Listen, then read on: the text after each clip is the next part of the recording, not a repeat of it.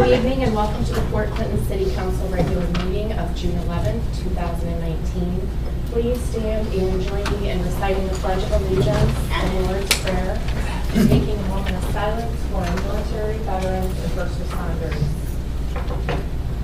I pledge allegiance to the flag of the United States of America and to the republic for which it stands, one nation, under God, indivisible, with liberty and justice for all. Our Father, who art in heaven, hallowed be thy name. Thy kingdom come, thy will be done, on earth as it is in heaven. Give us this day our daily bread, and forgive us our trespasses, as we forgive those who trespass against us. And lead us not into temptation, but deliver us from evil. For thine is the kingdom, the power, and the glory, forever. Amen.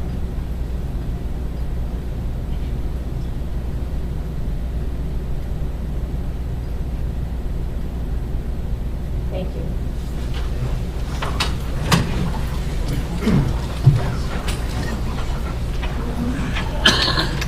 Council, Mrs. Pipoli is not able to be with us this evening. She's attending freshman orientation for her daughter. So I would ask for a motion to appoint Mrs. Sardi as temporary clerk. Madam President, Mr. Bulow. move to appoint Mrs. Sardi permanent clerk. I mean temporary. First for Mr. Bulow, I have a second. Second for Ms. Phillips. All those in favor? Aye. Mrs. Sardi, thank you for filling in. Will the clerk please call the roll? Gabriel, Here. Joe Freeman, Present. Beth Gilman, Here. Roseanne Hickman, Present. Brian Hill, Here.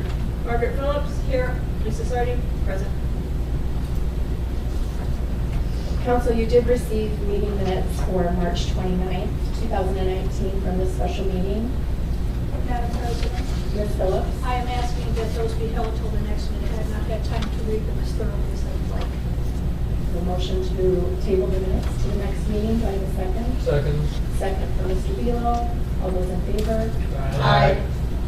We'll hold the meeting minutes for March 29th to our next meeting on June 25th, 2019. What did you do, rip out everybody's microphones? The chair notes that certification has been received regarding the compliance with the rules of notification of this meeting. This evening, I have no guest presentation. We'll now move to public comment. Rick Nutter, 608 East Perry Street, Fort Clinton.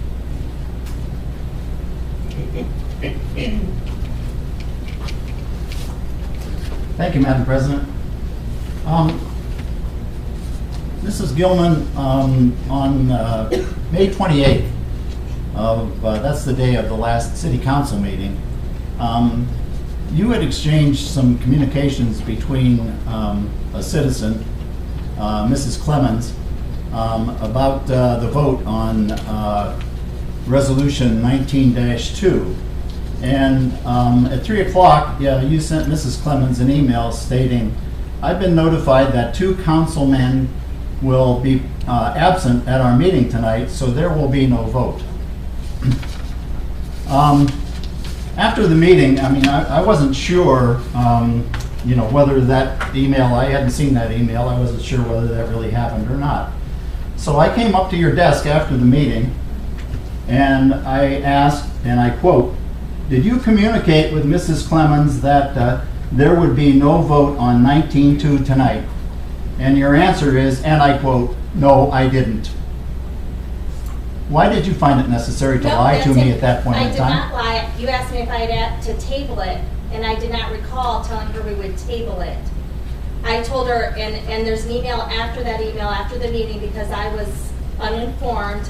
I thought we needed 6 members to vote, and that was a mistake, because previously at other meetings, you need 6 members to waive if there's an emergency clause, or to, and it should have said no votes, but it said no vote. We had multiple things that night, and I was informed before the meeting. I don't know who I asked because Mr. Wilbur wasn't here, but it was okay, we could move forward. And it was made clear at that meeting, and I can't make it an email, and you understand this, I can't say if we're gonna table something, if we're gonna vote or not vote. I mean, I can't make that decision, and I responded just to her, not to everybody. And it does say that because I believed that we didn't have enough people to have a vote. And I was incorrect. And the email after that, which I'm sure you have a copy of as well, states that I was uninformed. And she had a chance at that meeting, as you did, to ask us to table that. There was a lot of discussion that night. You were here, and we brought it to a vote. I believe Councilman Hill moved to bring that to a vote. I didn't make that motion. So I did not lie to you. I did not recall the words of that. I did tell you I had communication with her. That's all very interesting, Mrs. Gilman. It's All that's interesting, but that's not the issue. What was the issue then? The issue is, I asked you, did you communicate with Mrs. Clemens that there would be no vote on 19-2 tonight? You asked me if you would table it. I did No, not. I didn't. I'm quoting exactly what I said, what I asked. I'm quoting exactly what I asked, and I'm quoting exactly what you answered. No, I didn't. I did not tell her we would table it. That's correct. And my recollection is you asked me if I had told her that we would table it, that there would be no vote. On that particular resolution, I put no vote. There were not enough councilmen, and that was my belief at that time that we needed 6 people to vote. Because at previous meetings, if something comes up, we needed 6 people, and we had 5 that night. I was uninformed. I've since reviewed the rules of council. I've gone over that, and that night I was told we could bring it to a vote. Lots of discussion. Nobody asked us, that night. He made a motion to vote. I don't know who seconded. I can't recall. But we moved forward with it. Everybody had the opportunity. She was here. You were here. My recollection is you came up in a noisy council room and asked me if I told her we would table it, and I never mentioned tabling. I don't know if you were here and heard. I don't know if anybody else heard what you said, but that's what I recall. And I'm sorry if that was incorrect. I'm sorry if we move forward on the vote and you're disappointed, but That's all very interesting, Mrs. Gilman. I quote again. I asked you, I quote, did you communicate with Mrs. Clemens that there would be no vote on 19-2 tonight? And I quote your response, which is, no, I didn't. And there's an email here in which, at 3 o'clock in the afternoon, that you wrote, I've been notified that 2 councilmen will be absent at our meeting tonight, so there will be no vote. You did communicate to her that there would be no vote. I didn't tell you that I didn't tell her. You asked me if I told her we would table it. That's what I recall you asking me, because I remember the word table. I never mentioned that. No, I never mentioned the word cable. Let me read this again, please. I Did know. you communicate with Mrs. Clemens that there would be no vote on 19-2 tonight? Absolutely communicated with her. That's a quote. Okay. I know there's an email. I back. And you didn't tell me the truth. You said, no, I Okay, didn't. I apologize. In my Mr. Notar. recollection, I did tell her the truth. I don't know if you heard it or. I think it's very little to ask of council members that they tell the truth. I Okay. don't know. I don't think I did, but you have that opportunity in that right. You can't joke like Threats that. like that. Yes. You can't make comments like that, sir. I'm sorry. So I'll put our choice away. Madam President, Mr. Bulow? as opposed to talking about process, Mr. Notar, I'd like to talk about the substance of that resolution. I wasn't here. I wasn't a fan of how it was written at all. Had I been here, I would have had edits ready, but it wasn't. I wasn't here. I think it was written like it was a talking points memo from First Energy. I would have made changes to make it specific to expressing the economic impact here. There were figures that were talking about years of fuel and dollars in the environment, or dollars in the community. Maybe true. I think it could have been worded differently, that we could have supported the folks who work there, as opposed to being for a full-out bailout, which is basically what it was, of that particular spun-out First Energy company, which is going to go bankrupt, they say, which is why they spun it out, the Perry and First and Davis Besse together, that we all have to fix now. So I would have made changes to that. So don't worry about the process and all that, but I wasn't here, so I'll just say that I wasn't a fan of it. I would have voted no as written, and I would have made changes to make it a little more accurate, something that I think would have reflected my view as a council member, because what was presented to us in that form did not. So for whatever that's worth. Thank you I'll for say that that. information. That's not the issue though that I. It's the issue I'm raising, Mr. Noter. I know you don't like a damn thing I say. I'm bringing it out for everybody else who wasn't here, okay? I understand that there was a heated exchange last time, just like this time, and you raising your voice doesn't fix everything. But I'm just saying, I wasn't here, I get to speak on a resolution even though it's passed, an opportunity is passed, that's my thought. That's fine. Take That's good. it for what it's worth. I appreciate that. Well, thank you. Thank you, Madam President. Mr. Beal, thank you. Mr. Noter, thank you. Mrs. Stillman, thank you. We'll move forward for the mayor's report, please. Thank you. Thank you. It's a short one. I haven't had supper. I'm getting a little hangry here. Mayflies have been spotted in the community. Yesterday, Mr. Martin and others contacted Ohio Edison. The lights will be coming off potentially by the end of this week from the railroad north throughout the community. So be mindful of that. Mr. Martin will give us an update on the flooding throughout the community and efforts that his office has taken to move us through this fun stuff. The Greater Port Clinton Area Arts Council, I mentioned this a few weeks ago at a previous council meeting. The idea is to fill the City Hall, specifically the mayor's office, with art, photographs of the community. The Greater Port Clinton Area Arts Council is having a photo contest with the deadline being August 5th. I have the information here at the mayor's seat. I will ask the Safety Service Director to place this information in the front office for individuals to pick up. You can also get the information from the Greater Port Clinton Area Arts Council on Facebook if you come across any of their members as well. June 6th, I had the opportunity to speak at Olympic Day at Baton Elementary School. That was a fun, very loud event that took place at Trulay Stadium. The 3rd, 4th, and 5th graders competed in a variety of field events. On June 21st, I will be having a luncheon with Senator Gabarone. Senator Gabarone was in our office the other day. She was recently appointed as the state senator for this area. She's having a conference of Ottawa County mayors in Oak Harbor at Cozy Corner, so I plan on attending that. DORA, this evening City Council, you'll see in front of you an application to begin the process of establishing, or continuing the process of establishing a DORA within the city limits of Port Clinton, a designated outdoor refreshment area. Just coincidentally, I was co-chairman of this Main Street event. It started back in mid-2017. Main Street recognized this as an economic stimulus tool. Through their board of directors, created a specific committee of 5 to focus on this. Myself, Mike Roeder, co-chairs, a gentleman Mike Zipfel, and Nicole Kokensparger and Nikki Adams from Main Street did quite a bit of research, visited other locations. We got to this point, the application, if you accept the correspondence this evening, the application will then be sent to the Ohio Department of Liquor Control for their review. At the same time, an ordinance will be presented to the City Council for the full 3 readings. There will be 1 public hearing on the event, on the DORA, prior to a council meeting, should the date and time be established by the President of Council. I kind of jumped ahead there, I'm sorry about that. With your permission, there are some representatives from the DORA committee, specifically Nicole Kokensparger. May I ask her if she has anything to add that I might have forgotten at this point? Sure. Yeah. Nicole? I think you. Nikki? I didn't see you there. Yeah, Sorry. that's all right. Okay. No. I think you've done a great job. Okay. And I want to thank the Main Street for all their efforts and the other members of this committee to get us to this point.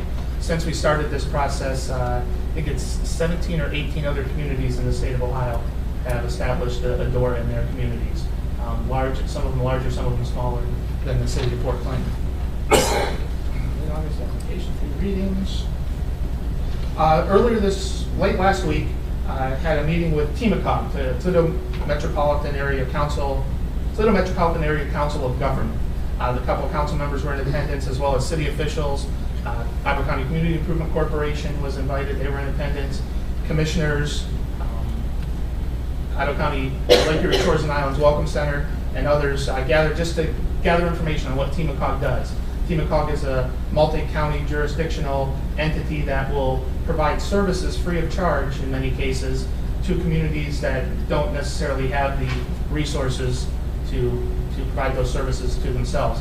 Myself and Cole Hatfield, in a previous life when I was Finance Committee Chair, met with TMCOG representatives to talk about city finances and accounting practices and long-term budgeting and strategies and so forth. I found those meetings very, very helpful, and I thought it would be a good opportunity to reintroduce TMCOG to the community. They work on everything from water quality to transportation to obviously financing and everything in between. So I think that would be a great resource that the city can call on for years to come. Had the opportunity, as was mentioned in the Parks and Rec Committee meeting, to speak briefly and cut the ribbon, which was a great honor for the Lighthouse Boathouse on June 1st. There were probably 50, 75 people in attendance. It's a beautiful facility. I would encourage everyone to stop down and see that. I'll kind of give a brief recap of what was discussed there. In science class, you might have heard about a symbiotic relationship. And in nature, the symbiotic relationship is a creature called a lichen. It's a combination of two animals, a fungus and an algae that live together. One provides food to the other, and the other one provides shelter for the one that provides food. And they live together in partnership. And much like the lighthouse and the boathouse live in partnership, without one, there wouldn't be the other. So to have those there in Waterworks Park by the Derby Pond is the right move for the city of Port Clinton. There have been a lot of great comments about that. Switching hats briefly to the Port Clinton area 4th of July celebration. This is a really cool addition that we're bringing into the city. Flags of Honor, Ohio Flags of Honor. Ohio Flags of Honor was started by a Gold Star family to recognize the now 301 service members who have lost their, Ohio service members who have lost their life in the war on terror since 9/11. There will be 900 flags, U.S. flags, on display in Waterworks Park from the intersection of Jefferson and Perry east to about the playground area. Thursday, July 4th at 5 p.m. will be an opening ceremony for that event. There'll be some more information coming out. And then a closing ceremony at 2 p.m. on Sunday the 7th. And that exhibit will remain open 24 hours through that time period, so people can come through and reflect and learn more about the servicemen and women who gave the ultimate sacrifice to defend freedom throughout the world. One of the things that we are in need of are volunteers to do a variety of things. Specifically in this case, the call is going out for sentinels. Individuals, we need 2 per 2-hour shift just to stand guard and make sure nothing happens to those flags while they're on display in our community. Very shortly, there'll be a website out there where individuals can go and sign up for 2-hour shifts. If you do sign up for a 4-hour shift, that will not only give you a big hug, but the folks from Main Street will give you a ticket, general admission ticket, to the Rock the Light Music Festival, September 6th and 7th in Waterworks Park. We certainly hope we can enjoy these flags, remember why they're there, in addition to all the other 4th of July activities that will be taking place in Port Clinton.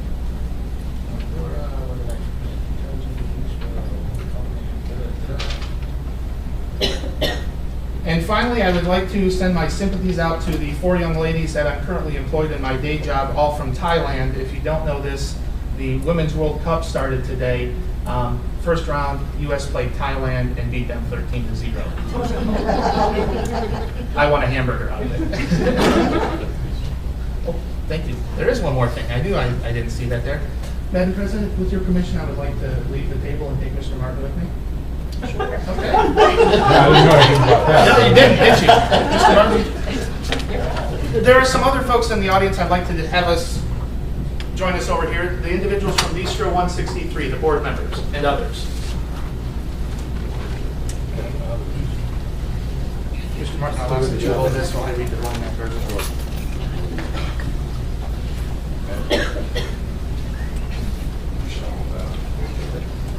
And folks, if you'd like to introduce yourselves, if you could. We'll go call us the shortest.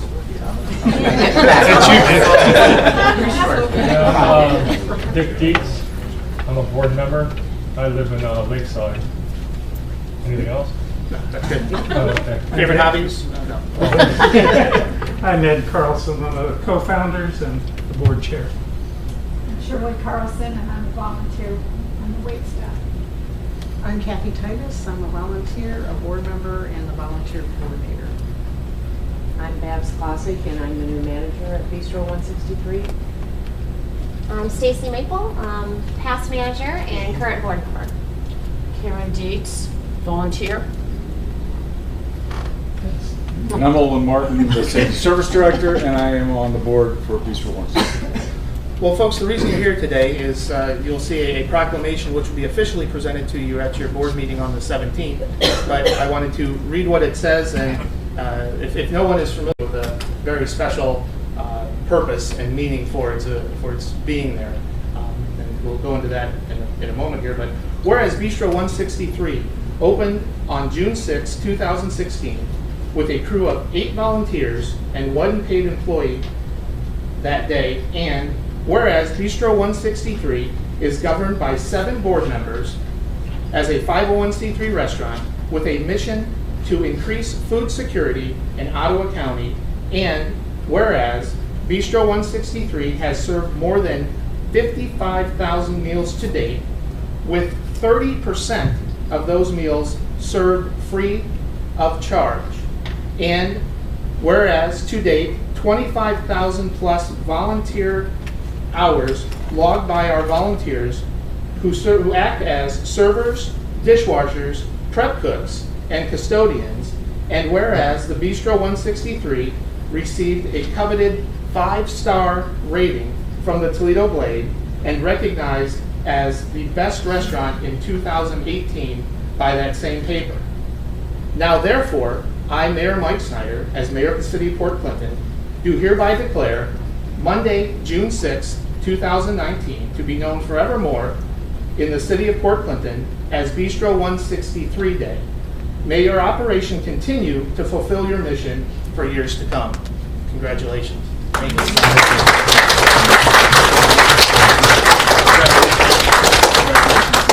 Congratulations. Congratulations. Congratulations. Congratulations. Congratulations. Thank you. Thank you. What's tomorrow's special? We have strawberry soup this month. Chilled This week, I should say, not this Ooh. month, yes. And the chicken salad is incredible. Incredible. Everything's incredible. If you didn't catch, it's a pay option restaurant. There's no menu prices. There's suggested prices. You can give a little more to help support their overall efforts of ensuring food security in the community. But if you walk in and you don't have anything in your pocket, no questions asked. Enjoy. Anything else I needed to add to that? It's a great addition to the community and tasty, and obviously very well presented to the community since you received the coveted Best Restaurant of the Year in 2018. So. Thank you that the whole area have been so supportive of what we've done. It's been terrific. We've got a lot of support with the volunteers, with people coming in, and obviously those who are donors as well. So we feel very blessed. Thank you. Thank you. I need the back book because you don't give it to them. Thank you all. Madam President, that concludes Mayor's report. Well, thank you. You can go to dinner. Not yet.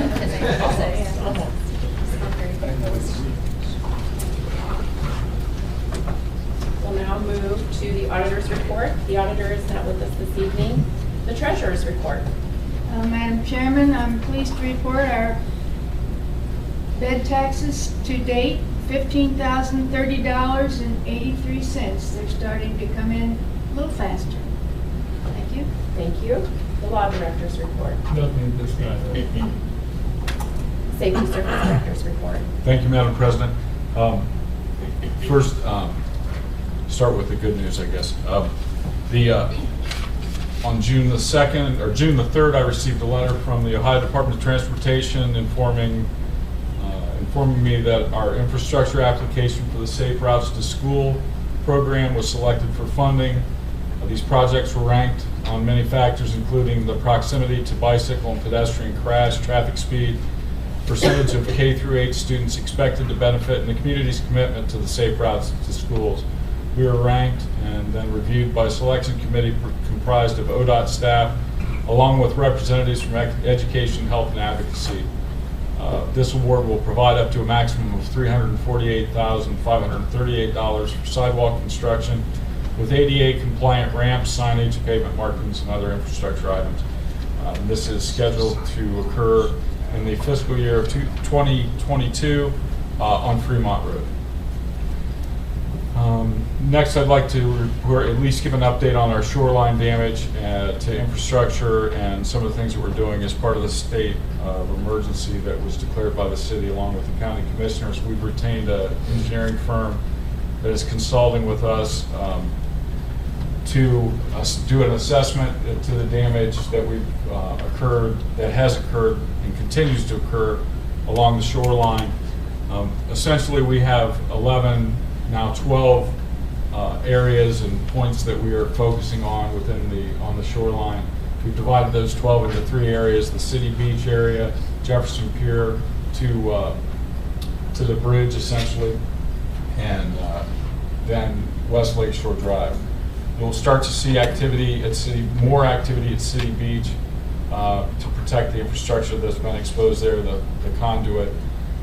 Probably as early as tomorrow if our ODOT permits come together, but we have filed a permit with ODNR Coastal for a temporary shoreline structure permit that will allow us to put barriers to try and break down the wave action that's occurring there and hopefully capture some sand. And that's been in conjunction with 2 engineering firms.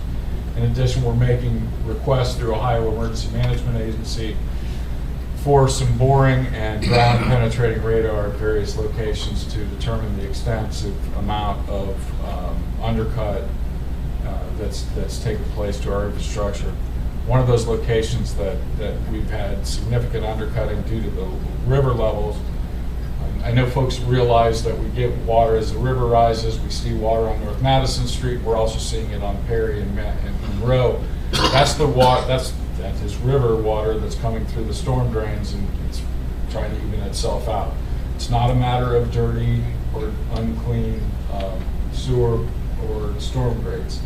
It's water flowing from the river up through the storm. We're trying to mitigate that as best we can with the water levels that we have. We're identifying areas where we can cut down on the water that's making it into the combined system. Unfortunately, today we identified, been watching for the last 10 days, the intersection of Perry and Monroe. Certain folks have noticed that we have had channelizers and things there in that left-hand turn lane. That is sinking at an alarming rate. We have closed the northbound Monroe from the Veterans Park Alley to Perry Street to all traffic of any kind, and that will have to remain closed. We're working with 2 firms right now to identify, again, how extensive it is, but we are concerned for health and safety, so that is going to be closed and will remain closed. And hopefully in the next 2 weeks, we have now met with all of our partners, federal and state partners that we've requested to meet with to identify the problems and concern that we have and to start to address them. We're in the assessment period, still in an assessment period. By the end of the week, we expect to have engineer estimates for our projects. And then once we get the assessments done and the requested equipment and personnel that we're requesting through the state, we have those, we should be able to put together a plan to move forward. It's going to be a large and extensive plan. It's not something that will get fixed immediately, unfortunately, but we're trying to do as many things as we can to think outside the box and partner with as many agencies as we can, including non-government agencies. We've had a commitment from the Nature Conservancy to help us, help liaise with some of their federal partners and other private foundations and companies that are out there to look at ways to reclaim sand for the beach, protect the beach, move forward, and also out on the West Lake Shore where the issue is that the base underneath the armor stone is gone. And it's just getting pulled out every time. And if you drive down West Lake Shore, you can see the Ohio Edison poles are leaning one direction or the other. We're not just worried about the ongoing beating that we're taking from these nor'easters. Yesterday it blew northwest and it was violent out there and there was a lot of water and a lot of movement. we're also thinking, I hate to say this as a voter, but we're already thinking about winter and what is an ice shove going to do there? What's an ice shove going to do at Perry Street? Friday and Saturday, the winds that we had on those nor'easters, those waves were breaking at the wall at Perry Street. So, it is what it is. We're not the only people that have this issue. Many communities along the North Shore of Ohio are having these issues right now. We're just trying to get in front of it as best that we can. So that is my report, Madam President. Thank you for your time. Thank you. The police chief is not with us this evening, and the fire chief is doing their normal training. We'll move to correspondence. Council, we did receive from Lighthouse Sober Living a thank you for the second annual reverse raffle benefiting Lighthouse Sober Living. I'll ask that be accepted into correspondence, as well as the auditor's reports for the month end of May 2019. And as Mayor Snyder spoke to the application to the City Council of Port Clinton, Ohio for the establishment of a designated outdoor refreshment area with specific boundaries in Port Clinton's downtown business district, Main Street, Port Clinton Business Corridor. That information was submitted to members of council also. Madam President, Mr. Belo. I move to accept the application to the City of Port Clinton for the establishment of the designated outdoor refreshment area, or DORA. A motion to accept the application. I will second. A second. First from Mr. Belo, second from Mrs. Sardi. Mrs. Sardi, I'll ask that you call the roll on that, please. Gabe Belo. Yes. Joel Friedman. Yes. Beth Gilman. Yes. Roseanne Hickman. Yes. Brian Hill. No. Margaret Phillips. Yes. Lisa Sardi. Yes. The application for the designated outdoor refreshment area has been accepted. Madam President, Mr. Belo. I move to accept all correspondence this evening. I have a motion to accept all correspondence. I'll second that. Second from Mr. Friedman. All those in favor? Aye. Any opposed? Correspondence, Lighthouse Sober Living and the auditor's reports stands approved, as stated. We'll move to the readings of ordinances and resolutions. This evening we have no third readings. We'll move to second readings, and that is ordinance 1919. Will the clerk please read by title and summary only, ordinance 1919. Ordinance 19-19, an ordinance to approve April 2019 replacement pages to the Port Clinton codified ordinances and declaring an emergency. Does council wish to take any action on ordinance 19-19? Seeing none, ordinance 19-19 will be moved to its third reading at our next regular council meeting on June 25th, 2019. We have no new readings this evening. We'll now move to business from the floor, and we will start with Mrs. Sardi. Thank you, Madam President. I also was able to attend the boat house dedication. It was nice, and Mayor, you did a very nice job. Thank you for that. In the Parks and Rec tonight, we talked about the GOBA. And Mr. Martin, what does that stand for? The Great Ohio Bike Adventure. Yes. They will be here starting next week on Monday. They'll be camping out at the high school and on the lawn. They'll have some rides and some other stuff going on. They'll be here until the 19th. And then Main Street is sponsoring with this, I believe the city of Patu, the Party in the Park. They'll have bands, food trucks, and some other activities. That starts on the 19th through the 21st. And then the Cabela's Walleye Tournament, people will be coming in on Thursday the 20th, probably some activity on Friday, and then the event is actually on the 22nd. There's always something to do with work, so thank you, that's all. Thank you, Mrs. Sardi. Mr. Friedman? Nothing for me tonight, Madam President. Thank you. Thank you. Mrs. Hickman? I would like to congratulate Mr. 163. It truly is a little gem in our community, and I know when I talk to visitors around town and they ask about it, it's a very unique concept that many of them have not heard about. So I truly encourage people to go down and visit, and but I'm really proud of what you guys have accomplished. This is truly a gem. On June 23rd, the Special Olympics Torch Run will be arriving in Port Clinton. The torch will arrive in Port Clinton. The torch run will be going from Sandusky to Kelly's to Put-in Bay, back here to Port Clinton. And our local Special Olympic athletes will be participating in the torch run, as well as some community members. The Fraternal Order Police Associates will be participating, and the Port Clinton Fire Department and Police Department will be helping out with that event. I encourage everyone to come down to the pier when the boat arrives with our athletes and cheer them on. They will be running down Peary Street. I believe they're arriving at 4:30. Between 4:30 and 5, they will be arriving at Jefferson Street Pier and will be running down Peary Street. So if you can, come out and cheer our local athletes on, and then it will conclude and at Lakeview Park with a picnic. And all are welcome to join us for that event. And if you haven't seen the torch run, it really is quite a unique and fun event. So I encourage everybody to come out. And that is it. Thank you, Madam President. Thank you, Mrs. Sigmund. Ms. Phillips? Thank you, Madam President. Emergency services will meet a week from today at 5:30. That's the first thing. I have to say, we here on council often get belittled and riled at, complained by people who have their own agendas. I'm sorry for that to happen. I see these people putting in extra hours and really, really working, trying to make Port Clinton better. I don't like it when people look for teeny tiny things to complain about this group. It's unfortunate, and then who wants to be on council if you're just going to be griped at every time we're close to it or whatever. I thank these people for being here.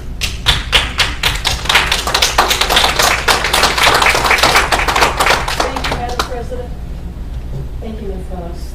Mrs. Gilman? Thank you, Madam President. June 25th at 6:30 is the next Laws, Rules, and Ordinance Committee meeting. I'd like to thank the Bistro for everything they've done for the community, and congratulations. I never made Ben to get the birthday cake, bread, pudding. It was a disappointment. It's fantastic. And I wanted to apologize to whatever I did to Mr. Noter to make him so angry with me. Apparently a miscommunication, because how I remember things, how he remembers things are differently. We talked about the ordinance in an open meeting that night, and it was made pretty clear it was supported nuclear energy. It had nothing to do with the House Bill 6. You pointed your finger at me, said this was on me if it passed. I didn't feel that way at that time. I still do not. And I did have communication with Mrs. Clemens and followed up with her that night. And what I said in there, I stand behind. I try to get back to everybody that emails me. I think it's very important. I take the accusation that I lied pretty strongly. And again, I recall you asked if we had tabled it. I would not. I mean, that's an actionable vote. I did not say that in an email. And I apologize. I don't know what I've done to make you so mad. I appreciate Ms. Phillips' words. Council is a challenging, fun position. I like it. If you could help me improve what I do that. Don't attack me. Work with me, and I appreciate your input. You're a resource to us, or that's my opinion. Thank you very much, Madam President. That's it. Mrs. Gilman, thank you. Mr. Hall? Thank you, Madam President. Last week we had the opportunity to have several people from Davis-Besse come, and it was a wonderful meeting. It was our Laws, Rules, Ordinance meeting. We had a couple dozen people here, probably almost half of that were members of Davis-Besse, and they shared some really, really good information. I think no matter how you feel on energy or the plant or whatever, there was a lot of good information. I wish more people were here. Our newspaper was here, but I haven't seen an article on that yet, so hopefully there's one to share there. That was a great opportunity to talk on the subject, to hear both sides, and there were people that were on both sides, so it's really informative. I also want to say that I've sat next to Ms. Gilman for almost 2 years here, and she and I probably disagreed on a lot of things, but I've never once heard her tell one lie. She's got a lot of integrity. She works probably harder than most people on here, including myself. And I remember that night, because I was sitting right here, and I remember it happened exactly the way that she described it. And we disagreed on a lot of the substance, but I think it's important that people trust their elected leaders. And if there's an issue of integrity, it better be genuine. And I think what you accused her of was false, because I heard exactly what was said, and I remember exactly the way she said it. If you'd like to hear the recording, Councilman, I'd be like to. Well, I was right here, so I know, I trust my own ears. So anyway, I want to thank you for all that you do, and I thank the council, and thank you, Bistro, for all you guys do in the community. It's a wonderful blessing. It's certainly something that people talk about outside of the city limits, so you guys deserve that plus a lot more. So that's all I have to say. Thank you. Mr. Hill, thank you. Mr. Velo. Thank you, Madam President. So just going back to this topic, I'm sure Mr. Noder will agree with me on this, is that ordinances and resolutions, especially resolutions, which are not as strong or as binding as an ordinance, can be amended to match what everyone agrees on, or enough people to get it passed, right? You were on council, you remember that, right? Absolutely, yes, sir. So I say that not to remind you, but just to show that Mr. Noder and I are agreeing on that. The council can amend what comes before us. It's not always a rubber stamp. We don't all have to agree. I mean, clearly it sounds like Mr. Hill doesn't like the door idea. We've already discussed it in committee. So everything doesn't have to be unanimous. You don't have to jump on a bandwagon because someone made a motion to adopt an ordinance just because it's on its third reading. There was no deadline on that resolution. I think it could have been changed. I think anybody should have that resolution, and everybody could have voted for it. That's more important in my perspective than whether you say she lied or whatnot. The point was that it came up third reading, and apparently council thought it had to act in a timely fashion. But you and I both know that that could have been tabled, could have been amended to suit, try to make as most people happy, to support the people that work out there, which are more important to us than some of the other contents in that resolution. So I just wanted to circle back on what that is, and to go back to a little bit of the process, which I'm sure we agree on, which is, council, that stuff can be amended, especially when it's a resolution talking about our general support for something. Changing an ordinance could change how it is effective in law, because that's governed by the Ohio Revised Code. So back to, well, one more thing. On laws, rules, and ordinances, having a committee meeting about the resolution after you voted on it makes zero sense to me. So if that was going to happen, I don't know why somebody jumped the gun. Either hold the meeting beforehand. The chairs are all empowered to change the committee timing. I certainly did that to accommodate my schedule, and I appreciate everybody that's on my committee for jumping around with me, because I know that can be frustrating with changes and cancellations. But having a committee meeting afterwards with people who work out there, that's great, but having it after you vote on something doesn't make much sense. The resolution was just the support for nuclear energy. She wanted to talk about just transitions and some other things locally we could do, not necessarily this resolution. So, and I had communication with her that I look forward to hearing her ideas at that committee meeting on June 4th. We could talk about the resolution. Yeah, so it was, she has some ideas on just transitions and what happens to plants, things of that nature. Same general topic and that. Okay. Thank you. Thank you, Madam President. Mr. Velo, thank you. It's been a blast. As always. I did want to let everyone know that July 9th will be the public meeting. It will be at 7 p.m. and that is regarding the designated outdoor refreshment area. Publication will go out, notification, but just so you can get it on your calendar, save the date, July 9th at 7 o'clock. And seeing no further business. Madam President, I move that this August body adjourn. Second from Mrs. Sardi. All those in favor? Aye. Any opposed? Meeting adjourned.